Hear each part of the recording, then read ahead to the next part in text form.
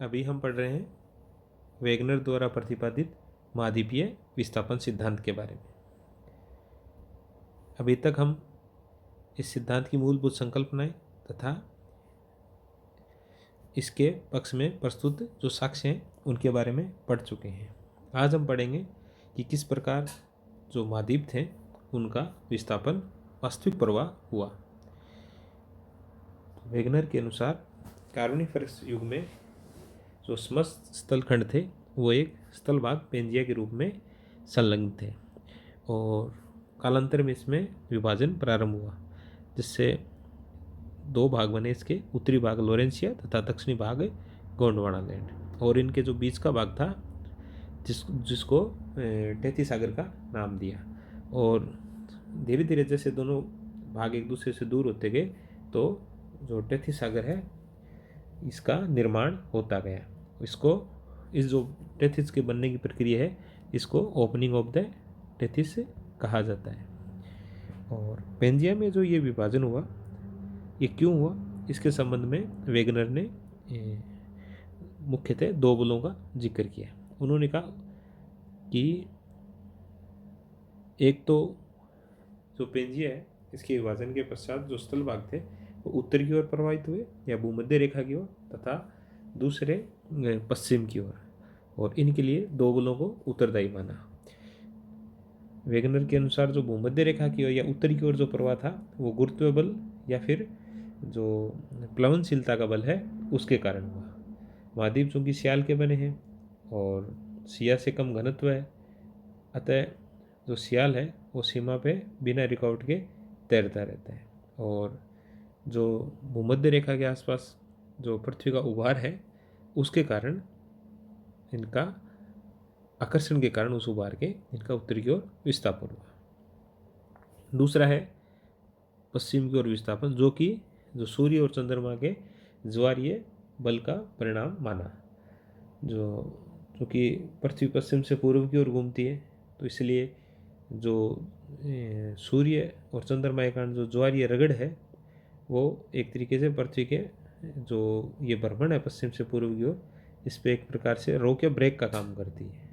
और इसी ब्रेक के कारण जो महाद्वीपीय भाग हैं ये थोड़े पीछे छूट जाते हैं, और इस प्रकार जो इनकी जो सापेक्षिक गति होती है महाद्वीपों की वो पश्चिम की ओर होती है।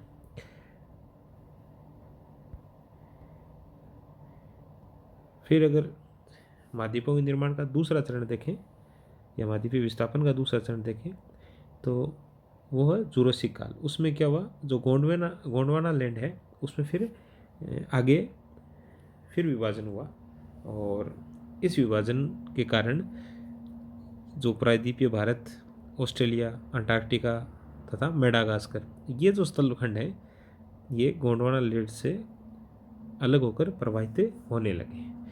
और इसमें अगर प्रायद्वीपीय भारत की बात करें तो इसका उत्तर की ओर विस्थापन हुआ, जिससे कि हिंद महासागर का निर्माण हुआ। और इसी समय जो उत्तरी अमेरिका तथा दक्षिण अमेरिका जो महाद्वीप है उनका पश्चिम की ओर प्रभाव हुआ। उत्तरी अमेरिका लोरेंसिया से अलग होकर तथा दक्षिण अमेरिका जो गोंडवाना लैंड है उससे अलग होकर पश्चिम की ओर प्रवाहित होने लगे। इनका कारण भी पश्चिम की ओर प्रवाह का कारण ज्वारीय बल था, और इससे क्या हुआ, धीरे धीरे अटलांटिक महासागर का निर्माण प्रारंभ हुआ, जिसको opening of the Atlantic ocean का नाम दिया गया।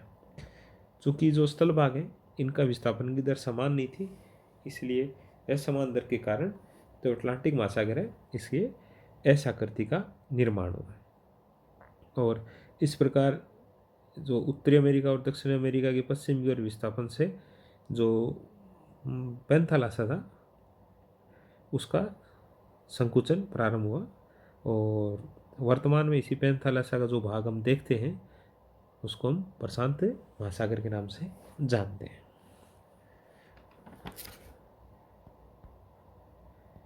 अब अगर मानचित्र में देखें तो ये है कार्निफरस युग के बाद का समय, परमियन पीरियड, जिसमें ये एक पेंजिया एक स्थलखंड के रूप में था।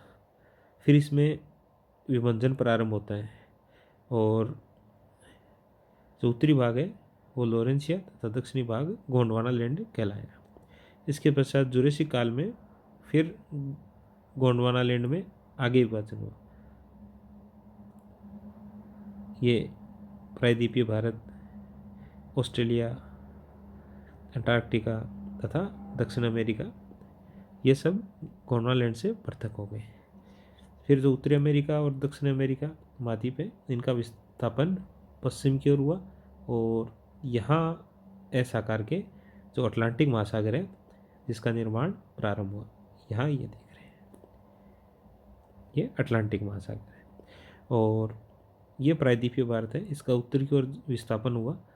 इसका विस्थापन मुख्यतः अगर जियोलॉजिकल टाइम स्केल में देखें तो ये टर्सरी पीरियड में हुआ, क्रिटेशियस जो पीरियड है उसके अंत में तथा उसके बाद के टर्सरी काल में।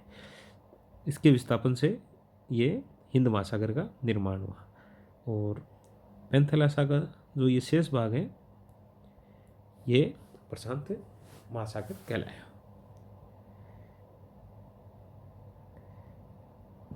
अब वेगनर ने ना केवल महाद्वीप और महासागरों के निर्माण की व्याख्या की, साथ ही इसने जो पर्वत, समुद्री द्वीप, इनकी उत्पत्ति संबंधी भी कुछ अपने विचार रखे। वेगनर ने माना कि जो महाद्वीप प्रवाहित हो रहे थे विशेषकर पश्चिम की ओर, उनके किनारों पे जो सीमा द्वारा रुकावट उत्पन्न हुई और उस रुकावट के कारण इनके जो किनारे हैं उनमें वलन पड़ गए और उन वलन होने से ये वलित पर्वतों का निर्माण हुआ। और जैसे उत्तरी अमेरिका की पश्चिम की ओर प्रवाहित होने पे और दक्षिण अमेरिका के प्रवाहित होने से क्रम से रॉकीज तथा एंडीज पर्वतों का निर्माण हुआ। इसी प्रकार जो ये महाद्वीप पश्चिम की ओर प्रवाहित हो रहे थे, इनके जो कुछ भाग हैं, स्थलखंड के कुछ भाग हैं, वो पीछे की ओर छूट गए, जिनसे कि द्वीप समूह का निर्माण हुआ। जैसे एशिया के प्रवाह के दौरान पीछे छूटे भागों से पूर्वी द्वीप समूह, जिसको वर्तमान में फिलीपींस, जापान, इंडोनेशिया के जो द्वीप समूह इनका, तथा उत्तरी तथा दक्षिण अमेरिका के प्रवाह में पीछे छूटे भाग से जो पश्चिमी द्वीप समूह है, जो कैरेबियाई द्वीप समूह है वर्तमान में, उनका निर्माण हुआ। ये है वेगनर का महाद्वीपीय विस्थापन सिद्धांत। अब देखते हैं कि इस महाद्वीपीय विस्थापन सिद्धांत की क्या कमियां हैं और क्या इसका महत्व है। वेगनर ने जो महाद्वीपों में प्रवाह के लिए जो उत्तरदायी बल माने हैं, जो विशेषकर जो ज्वारीय बल, वो व्यवहारिक नहीं है।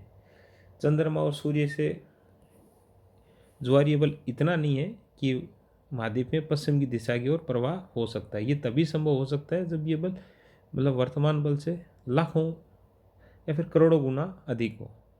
और इतना बल महाद्वीपों के प्रवाह के समय अगर रहा नहीं था, और अगर रहा भी होता तो पृथ्वी का परिभ्रमण ही बंद हो जाता।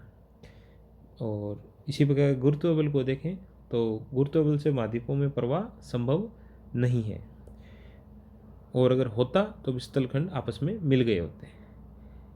और दूसरा देखें तो इसके वेगनर का जो सिद्धांत है, इसमें कई परस्पर विरोधी बातें मिलती हैं। प्रारंभ में वेगनर अपनी संकल्पनाओं में मानते हैं कि जो सियाल है, ऊपरी जो महाद्वीपीय परत है, वो मध्यवर्ती जो परत है सीमा, उस पर बिना किसी रुकावट के तैर रहा था। फिर बाद में जो पर्वत निर्माण संबंधी वो सिद्धांत देते हैं, उसमें मान लेते हैं कि जो सियाल है या जो महाद्वीपीय जो भाग है, वो सियाल पे सीमा उस पर रुकावट पैदा करती है और जिससे क्या पर्वत का निर्माण होता है। इस प्रकार ये एक बार ये मानते हैं कि सियाल सीमा पर बिना किसी रुकावट के तैर रहा है, और दूसरी ओर ये मानते हैं कि सीमा सियाल पर रुकावट उत्पन्न करता है। तो ये दोनों चीज़ें संभव एक साथ संभव नहीं है। और तीसरा देखें तो वेगनर जो महाद्वीपों के प्रवाह की जो दिशा को भी अच्छे से व्याख्या नहीं कर पाते हैं। वो ये नहीं बता पाते हैं कि कोई महाद्वीप पश्चिम या उत्तरी की ओर ही उसकी प्रवाह क्यों हुआ। और अगर बाद में देखें, बाद के जो सिद्धांत है, खासकर प्लेट विवर्तनी के सिद्धांत, इससे पता चलता है कि ऐसा नहीं है कि महाद्वीपों का प्रवाह सिर्फ पश्चिम और उत्तर की ओर ही है, ये उत्तर पश्चिम दिशा में भी है। तो इनकी व्याख्या वेगनर अपने सिद्धांत से नहीं कर पाते हैं। इसके साथ ही जो कार्बनिफरस जो युग था, जिस समय पेंजिया एज अ समस्त जो स्थलखंड जो पेंजिया के रूप में जो एक जगह थे वो क्यों थे, ये पेंजिया उस समय क्यों स्थिर रहा और उस युग से पहले क्या था, इन सब बातों पे वैज्ञानिक प्रकाश से नहीं डाल पाते हैं। फिर भी देखते हैं कि इन तमाम कमियों के बावजूद महाद्वीपीय विस्थापन सिद्धांत जो भूआकृति विज्ञान में एक बहुत ही महत्वपूर्ण सिद्धांत है और इसका जो महत्व है वो बाद के जो सिद्धांत हैं इसमें विशेषकर जो प्लेट विवर्तनी का सिद्धांत है उससे प्रतिपादित होता है। और या इसको ये कह सकते हैं कि जो महाद्वीपीय विस्थापन सिद्धांत का ही धीरे धीरे विकास प्लेट विवर्तनिक सिद्धांत के रूप में हुआ। और ये किस प्रकार हुआ और प्लेट विवर्तनिक सिद्धांत किस प्रकार महाद्वीपीय विस्थापन सिद्धांत की जो मूल संकल्पना है महाद्वीपों का विस्थापन उसकी पुष्टि करता है तथा इसके अन्य बहुत सारी जो संकल्पनाएं हैं उनको नकारता है। तो ये सब चीज़ें हम पढ़ेंगे प्लेट विवर्तनिक की सिद्धांत के अध्ययन के दौरान। धन्यवाद।